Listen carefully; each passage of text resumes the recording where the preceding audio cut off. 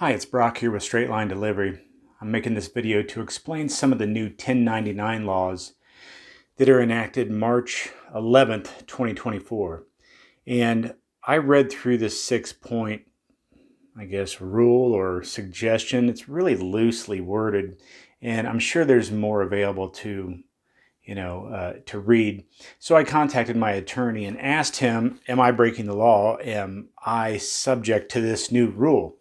And what it basically states is, and I think the spirit of the rule is, if you have a trucking company and you have, let's say, 30 trucks, and 20 of them are kind of under contract to pick up freight every day at shipper ABC, then most of your business is reliant upon those 20 trucks out of 30 to pick up freight every day. So if you make a driver lease that truck and then you dictate their schedule and they have to drive that route, that customer, and that particular truck, well, then what the federal government is saying is that person is an employee, not a 1099 subcontractor.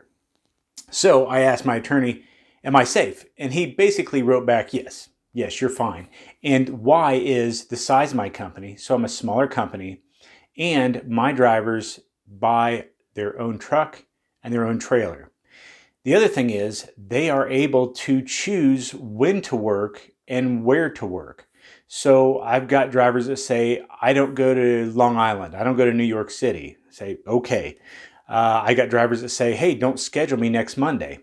Okay, that's fine. And because I'm a company, and he said the number 10, and we didn't get into it real specifically, but less than 10 and the people are supplying their own trucks, then that person would not fall into the definition of a employee. They would be a subcontractor. My accountant put it to me this way. He said, if you're providing all the equipment for someone to do a job, then you're their employer.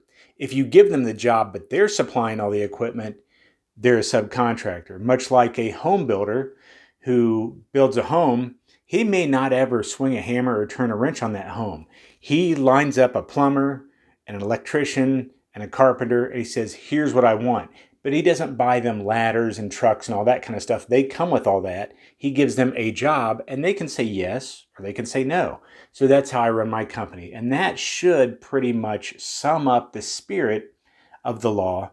Now, the letter of the law, I don't know how they may try to enforce it, but that's what I understand at this point. I'm shooting this video, I think the 12th of March, 2024. So if I find out anything different, I'll let you know.